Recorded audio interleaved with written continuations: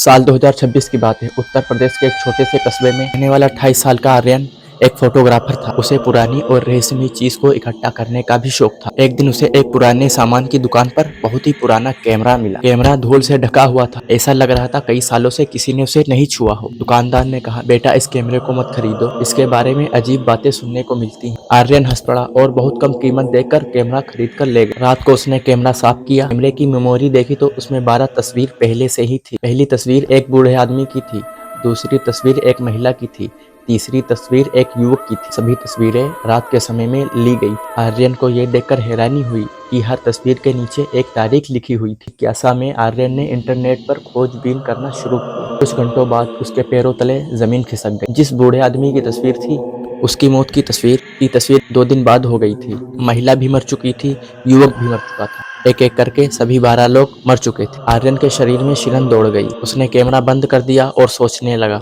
रात के लगभग 2 बजे उसकी नींद अचानक खुल गई। उसे लगा जैसे कमरे में कोई खड़ा हो। उसने आंखें खोली, लेकिन कमरा पूरा खाली था। मेज पर रखा कैमरा अपने आप चालू हो गया था। कैमरे की स्क्रीन पर अब एक और नई तस्वीर दिखाई देने लगी थी, 13वीं तस्वीर। और उस तस्वीर में खुद आर्यन था। तस्वीर के पीछे लाल अक्षरों में लिखा था, 13वीं रात 1:13 पुराने शमशान का बरगद। आर्यन का गला सूख गया। उसने तुरंत कैमरा घर से बाहर फेंक दिया। लेकिन अगले दिन जब वो उठा तो कैमरा फिर उसके मेज पर रखा हुआ था। अब उसे यकीन हो गया था कि कुछ बहुत गलत हो रहा है। डर के बावजूद आर्यन ने सच्चाई जानने का फैसला किया। उसने पता लगाया कैमरा लगभग 50 साल पुराना था और इस कैमरे का मालिक रघुवीर नाम का एक फोटोग्राफर था। कहते हैं रघुवीर एक रात पुराने शमशान से गायब हो गया था। अचानक उसकी लाश कभी नहीं मिली। कहानी यही खत्म नहीं होती। गांव के सबसे बूढ़े व्यक्ति ने आर्यन को बताया, हर 20 साल बाद शमशान में एक आत्मा लौटती, वो अपने लिए नया शरीर ढूंढती। 13वीं रात आ गई। घड़ी में 1:13 हुए। आसमान में काले बादल थे। चारों तरफ सन्नाटा ही सन्नाटा था।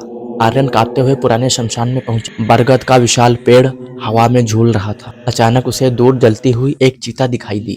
लेकिन उस रात शमशान में किसी का भी अंतिम संस्कार नहीं हुआ था। फिर ये चिता किसकी थी? वो धीरे धीरे आगे बढ़ा।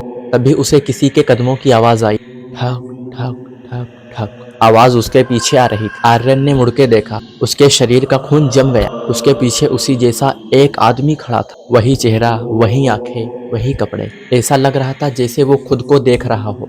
वो आदमी मुस्कुराया और बोला, मैं रघुवीर हूँ। उसकी आवाज गूंज उठी। 20 साल पहले मैं भी यहाँ आया था। अब मेरी बारी खत्म हो चुकी। अचानक जमीन कांपने लगी। बरगद के नीचे की मिट्टी फट गई। मिट्टी के अंदर सैकड़ों पुरानी तस्वीरें दबी हुई थी। हर तस्वीर किसी मृत व्यक्ति की थी। आर्यन भागने लगा, लेकिन उसके पैर जमीन में धंस गए। रघुवीर की आत्मा धीरे धीरे उसकी तरफ बढ़ी। फिर उसने आर्यन के हाथ में कैमरा रख दिया। कैमरे की स्क्रीन चमकी और एक नई तस्वीर दिखाई दी। तस्वीर में आर्यन नहीं था, बल्कि उसका सबसे अच्छा दोस्त कबीर था। तस्वीर के नीचे अगली तारीख लिखी थी। आर्यन समझ गया, ये श्राप कभी नहीं खत्म होने वाला। किसी न किसी को अगला शिकार बनना ही होगा। अगली सुबह गांव वालों को शमशान के पास एक पुराना कैमरा मिला, लेकिन आर्यन नहीं मिला। आज भी कहा जाता है, अगर किसी को वो कैमरा मिल जाए और उसमें 13वीं तस्वीर दिखाई तो समझ लो मौत ने उसकी तस्वीर पहले से ही खींच ली है।